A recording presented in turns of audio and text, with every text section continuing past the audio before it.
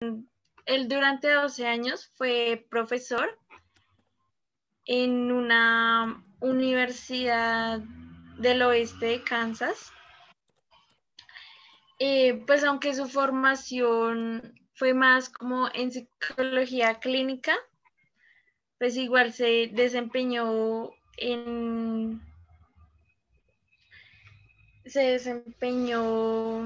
como en atender estudiantes em, y ser como consejero de esto. Ay, espera un momento.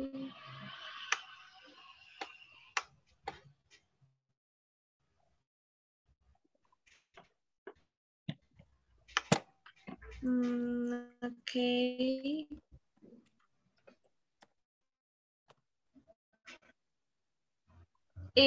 Em, por, pues porque tenía como que resaltar que como que él decía que la psicología era como necesaria para los estudiantes, por esto pues él nunca cobró por ninguna de sus sesiones, ya que él percibía que sus estudiantes tenían un gran nivel de depresión. También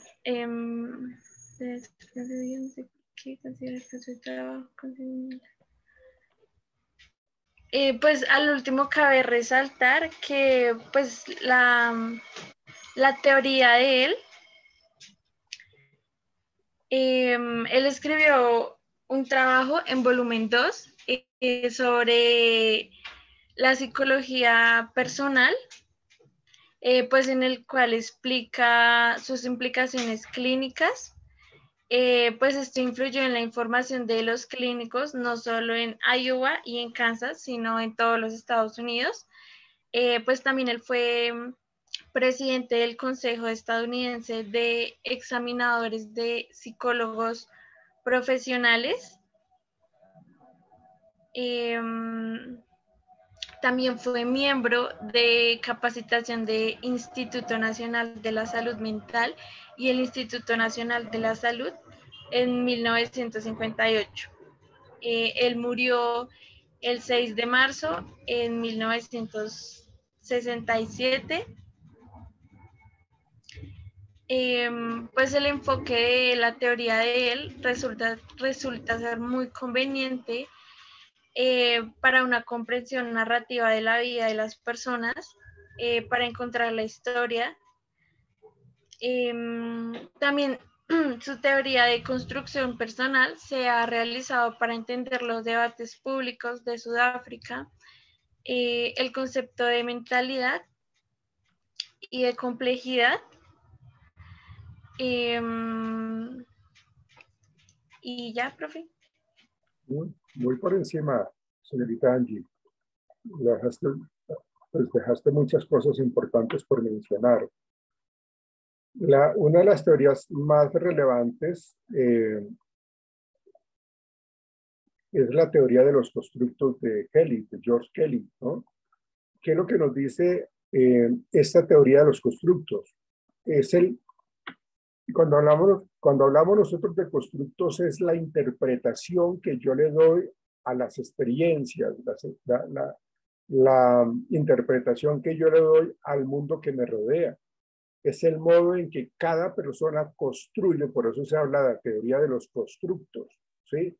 Porque de acuerdo a la manera como yo lo percibo, le estoy dando significado a las circunstancias, a los momentos, a las situaciones e inclusive a las palabras, ¿sí? Entonces, George Kelly concebía al ser humano como un científico que está constantemente construyendo y que se modifica con la experiencia a partir de un conjunto de conocimientos y de hipótesis. ¿Qué pasa si yo hago esto?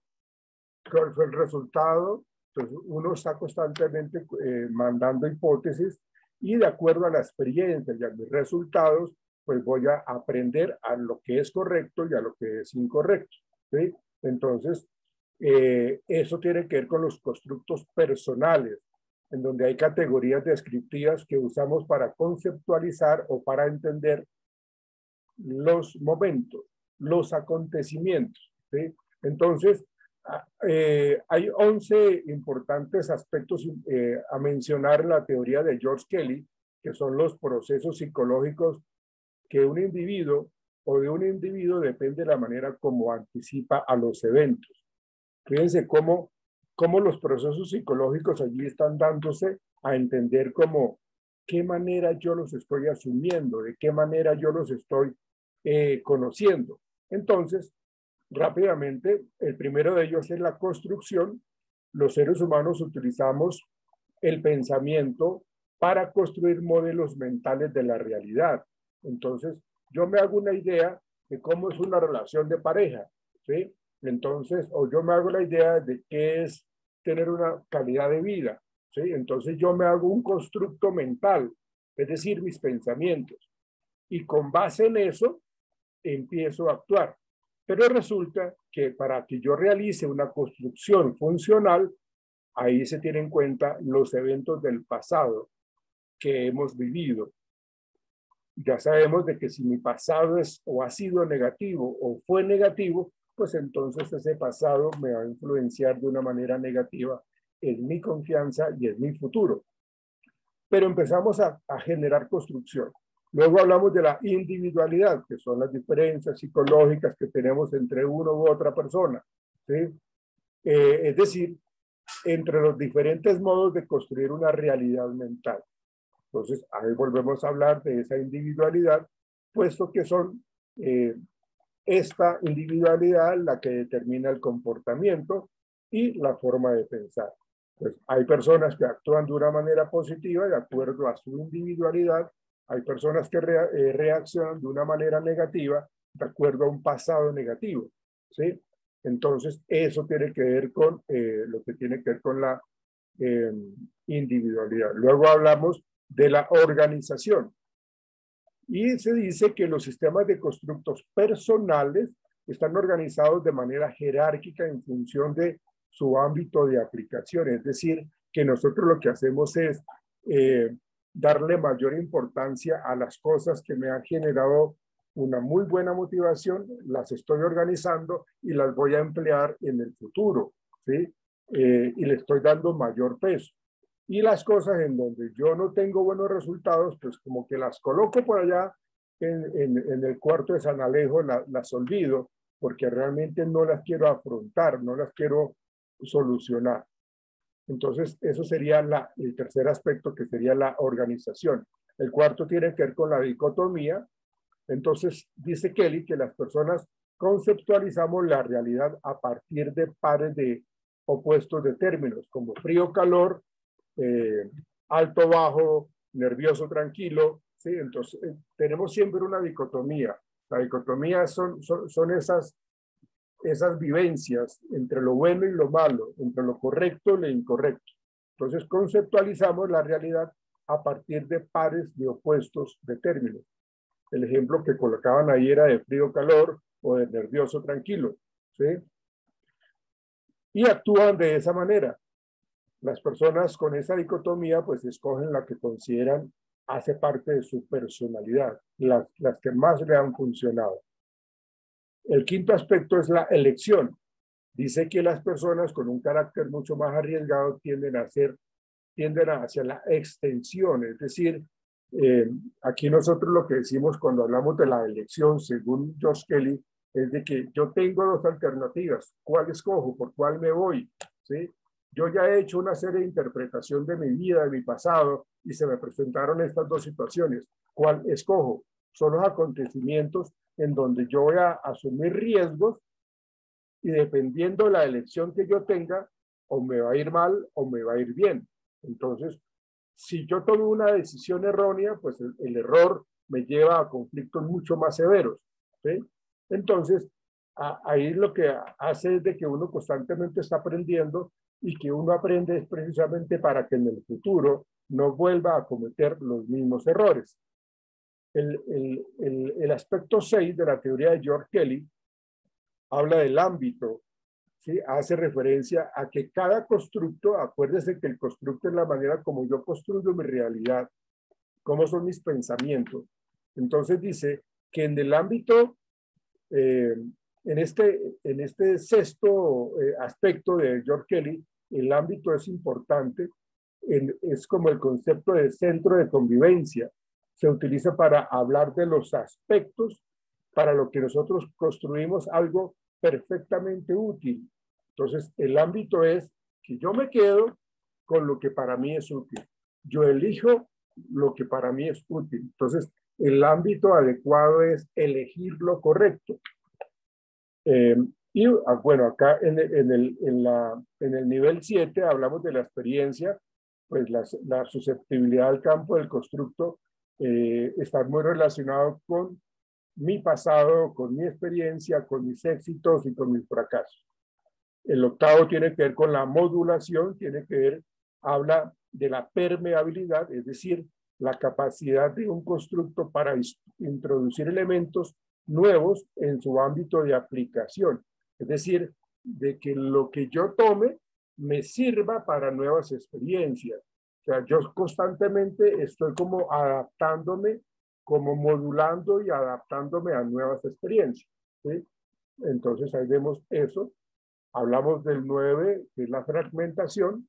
Se extraen predicciones contradictorias sin que ello conlleve a una desorganización de mi vida en total. O sea, cuando hablamos de fragmentación, hace referencia a que yo estoy viendo todo un conjunto total, estoy viendo algo total grande, pero yo voy a ponerme en la tarea de escoger lo que más representa lo positivo. O sea, digamos que nos presentan como el mundo, la sociedad, las relaciones como fragmentadas. Entonces yo lo que hago es escoger lo que me genera mejores resultados. La número 10 tiene que ver con, pues estamos dentro de una sociedad, tiene que ver con la comunalidad.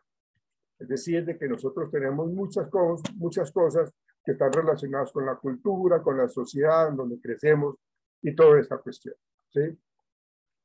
Porque pertenecemos a una cultura como tal, ¿sí?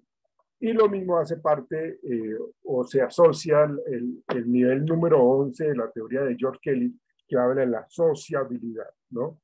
Entonces aquí nosotros vemos en este aspecto de que necesitamos integrarnos socialmente, que debemos tener empatía, que debemos entender de que como individuos nosotros nos necesitamos relacionar, que debemos tener buenas relaciones sociales, que tenemos que apartarnos de las que nos hacen daño. Entonces, todo eso son sistemas de constructos que George Kelly nos planteaba en su teoría. Bien.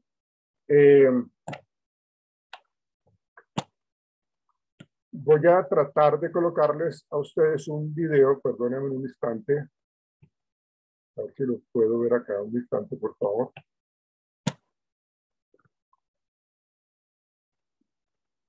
Ok.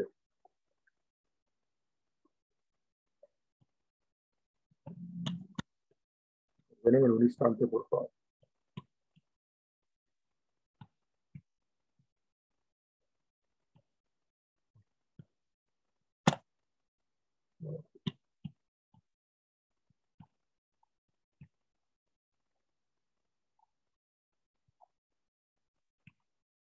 Vamos a mirar esta charla que habla del empoderamiento, que es el tema que tenemos que trabajar hoy.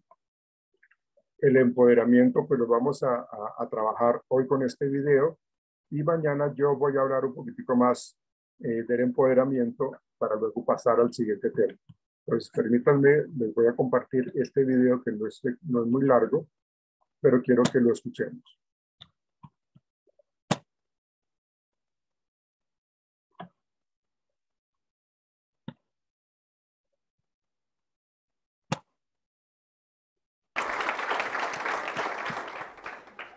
Buenas noches y muchísimas gracias por la oportunidad.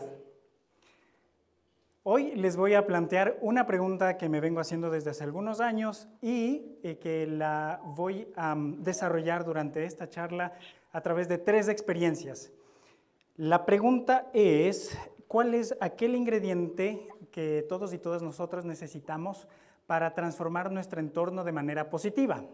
Es una pregunta que estuve recientemente discutiendo con Alicia y con Beatriz. Son nombres protegidos de estas dos jóvenes que se reunieron conmigo en la plaza de su comunidad una tarde para hablar acerca de los desafíos que enfrentan, el lugar en donde ellas viven, los sueños que tienen y recordar un poco hace 6 años cómo fue ese proyecto que juntos estuvimos emprendiendo en su escuela. En ese momento ellas tenían 9 y 13 años de edad, ya habían crecido y todavía tenían algunas reflexiones al respecto. Lo primero que hicimos fue definir juntos qué era la autoconfianza. Me interesaba muchísimo conocer desde su perspectiva qué era y llegaron a 3 definiciones propias. La primera era, estoy seguro de que voy a llegar a mi meta. La segunda era, estoy seguro de que voy a llegar y que nadie me va a frenar. Y la tercera, creer que puedo. Esas 3 cosas y esas 3 ideas formaron las primeras definiciones de autoconfianza para ellas. Y era importante porque el desafío que tenían no era nada menor. Vivían en un contexto y en un colegio en donde cualquier persona que levantaba la mano y tenía alguna idea como para proponer algo que representara trabajo adicional quizás no la iba a pasar muy bien. Pero de todas maneras se atrevieron. Antes que nada quiero decirles que tenían 2 miedos importantes. El primero, justo eso, enfrentarse al bullying y enfrentarse al criticismo y a los cuestionamientos de sus compañeros del curso.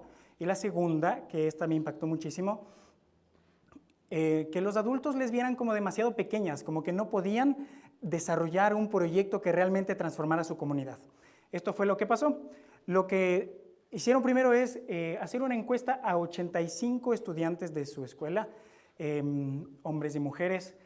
Les plantearon algunas preguntas, creo que la más importante, si es que les gustaba o les interesaba leer.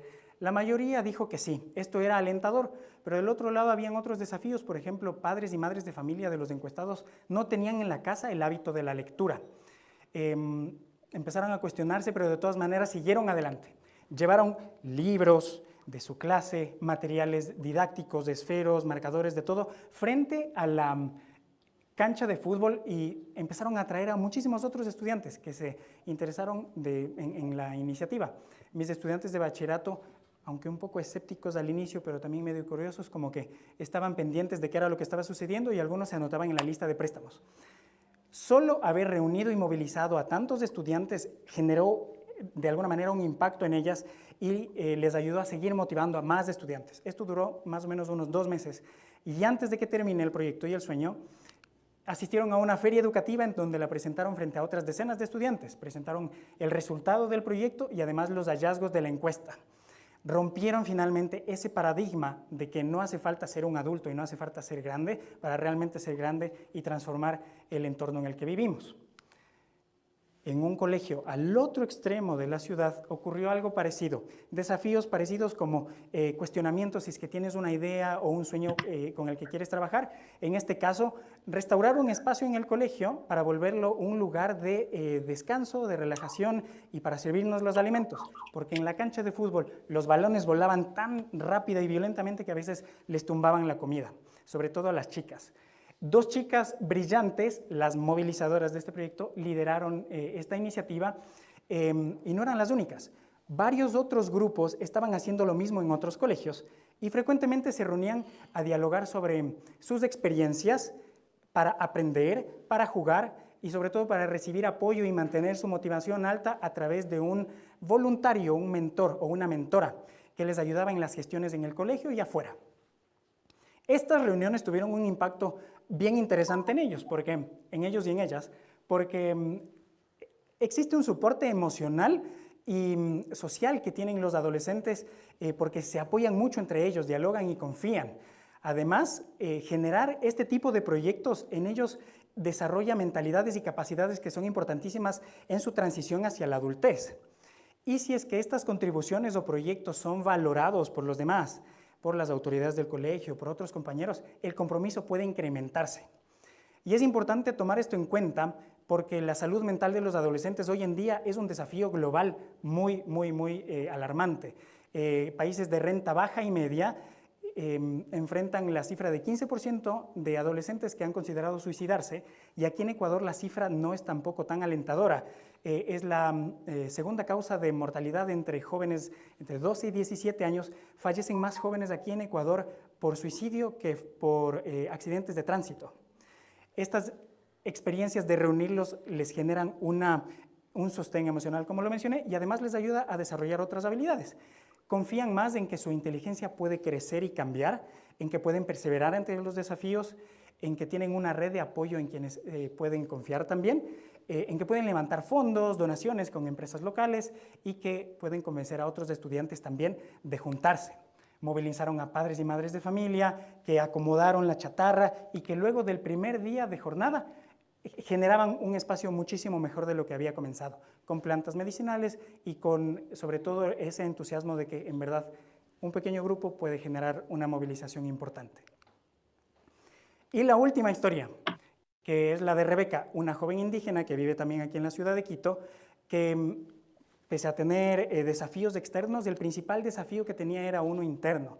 Desde pequeña desarrolló una discapacidad auditiva que le frustraba porque sufría discriminación de algunos de sus compañeros de clase y además le frustraba recibir exámenes que eran adaptados curricularmente, más sencillos de los que ella realmente podía resolver y realmente no se sentía muy bien, se sentía molesta. Su hermana durante años fue su apoyo y le incentivó sobre todo a no dejar el colegio y a buscar otro tipo de estrategias para afrontar este malestar. La primera estrategia, y creo que fue definitiva, fue un día Rebeca se soltó el pelo y tapó el audífono que durante años le había molestado, empezó a vivir y a convivir con la discapacidad a partir de ese día de mejor manera, y al principio del año lectivo nadie tenía que enterarse sobre eso. Su hermana también le motivó a unirse a un grupo de jóvenes jóvenes mujeres que se reunían para hablar sobre los derechos de las niñas y de las jóvenes mujeres, para capacitarse y sobre todo para alzar la voz a favor de la igualdad de género.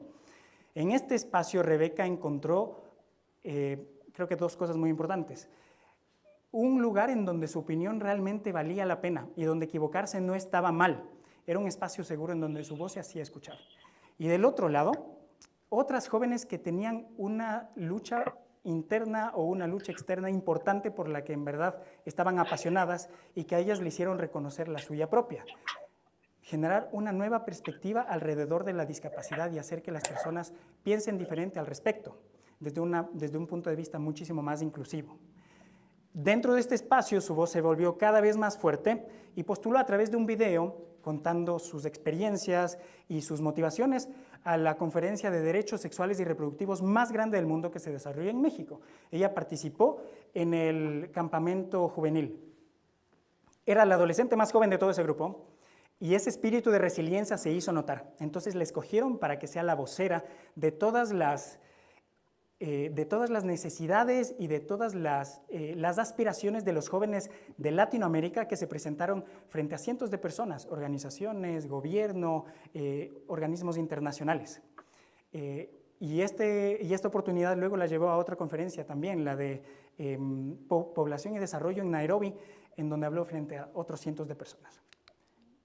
Creo que lo que más recuerda a ella no es tanto lo fluido que salió su discurso ni lo poderoso de su argumento, sino que finalmente había tenido varias experiencias y oportunidades para ir aceptando esa lucha que tenía y volverla un motivo de inspiración para otras, porque se había vuelto una vocera de jóvenes de toda la región.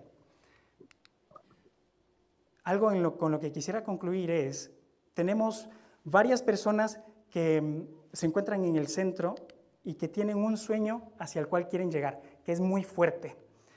Sin embargo, enfrentan varios desafíos en el camino que pueden disminuir la autoconfianza que ellos podrían tener. La autonegación, bullying, miedo o el propio boicot, a veces de ellos mismos y de otros.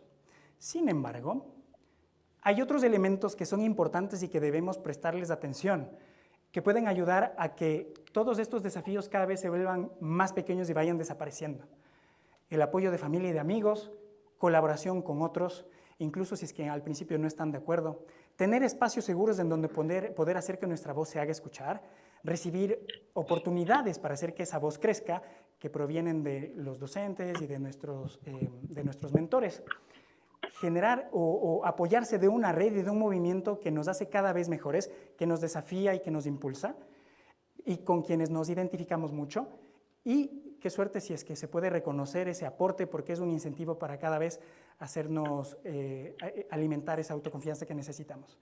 Una pregunta con la que me voy es, ¿qué pasaría si es que pudiéramos generar cada vez más de estas oportunidades y combinar todos estos elementos en una experiencia para que muchos y muchos más jóvenes puedan ir alimentando esa autoconfianza para transformar sus entornos? Quedémonos con esa pregunta también nosotros, y qué nos hace falta para transformar los nuestros. Muchas gracias.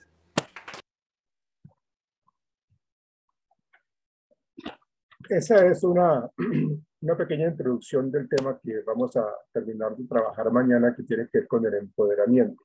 El empoderamiento tiene que ver con la oportunidad, tiene que ver con la confianza, tiene que ver con generar poder, tiene que ver con la posibilidad de que la persona asuma responsabilidades, que le podamos delegar a nuestra gente cierto tipo de responsabilidades, y tiene que ver con ese crecimiento.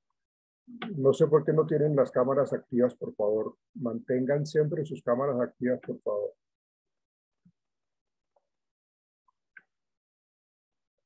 Por favor, mantengan sus cámaras siempre activas. Entonces, eso tiene que ver con el empoderamiento. Cómo nosotros como líderes empresariales, como personas que realmente estamos trabajando con gente, podemos hablar de ese empoderamiento, ¿no? Empoderamiento significa poder, significa autoridad, significa autonomía, significa responsabilidad. Y para eso nosotros tenemos que confiar en nuestra gente. Con eso estamos formando un equipo de trabajo supremamente valioso. La empresa se va a ver favorecida de una manera grandísima cuando tomamos nosotros, los directivos, los gerentes, los jefes, los líderes, cuando tomamos la decisión de creer en nuestra gente. ¿Ven?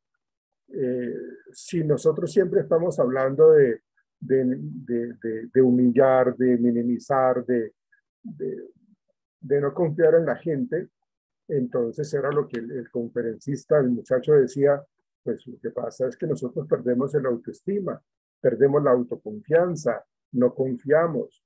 Y entonces la gente, aparte de las experiencias negativas como el bullying, ¿sí? Todo ese matoneo tan impresionante que se genera muchísimo en las empresas, en los colegios, en la sociedad, pues entonces lógicamente la persona no se va a sentir totalmente feliz y no va a querer asumir. Cuando hablamos de empoderamiento, que en inglés se llama empowerment, ¿sí? Lo que hacemos nosotros es poder delegarle a la gente, poder transmitir seguridad y confianza, poder generar responsabilidad y autonomía. Seguramente las empresas, al tomar esas decisiones de empoderar a su gente, van a tener mejores resultados, van a lograr mejores cosas, porque eso es lo que hace el empoderamiento, ¿no? El empoderamiento le genera a uno una gran cantidad de ventajas para la empresa, porque se mejora la productividad, porque la gente se mantiene mucho más motivada, porque la gente se siente mucho más comprometida. Caramba, si es que la gente está confiando en mí, mi jefe, mi líder, está confiando en mí, entonces yo voy a meterle toda, yo voy a hacer todo lo posible para sacar adelante este proyecto y voy a hacerlo bien. Porque yo me voy a encargar de que esa confianza que tiene mi líder, mi gerente, mi supervisor, mi jefe, quien sea, que realmente vea que yo estoy comprometido también. En consecuencia, pues se ganan autoestima, se sienten mucho más motivados, la gente va a estar, como les digo, mucho más comprometida permanentemente, y sin duda, pues lógicamente todo eso va a repercutir positivamente en la productividad organizacional. Permite un mayor fortalecimiento de los trabajadores, ¿sí? Porque pues se les está dando mucha confianza, estamos aprovechando sus mejores competencias porque estamos creyendo en ellos. Además, pues no tenemos que olvidar de que las personas actúan de una manera mucho más motivada cuando se sienten escuchados y cuando pensamos de que pues tienen problemas, pero que nosotros como líderes los vamos a apoyar. Entonces, es como una introducción a lo que vamos a trabajar mañana un poco pues, para cerrar el tema también de empoderamiento. Entonces, eso era lo que yo quería, pues antes de que termináramos la sesión de hoy, pues hablar. Profe, Señora. Yo vi una pregunta mañana es sábado. Mañana es sábado. Perdón, el lunes. Yo sí iba a decir, mañana hay clase. Uno se mete tanto en el tema que uno no sabe en dónde está ubicado en el tiempo. No, el lunes. Pero es que usted nos quiere ver tanto que hasta el sábado quiere hacer clase. Pues sobre todo si tiene esa camisa puesta, Juan. Muy bien, lo felicito. Gracias. Bueno, por eso les digo, Juan, ahorita me pasa su código y ahí, listo, ahí no hay lío. Listo, muchachos, nos vemos el lunes. Muchas gracias. Chao. gracias, profe. Gracias, profe. Gracias. Hasta luego. Gracias, profe. Chao, chao. Gracias, profe. Gracias. Chao, chao. Gracias, profe. Hasta luego.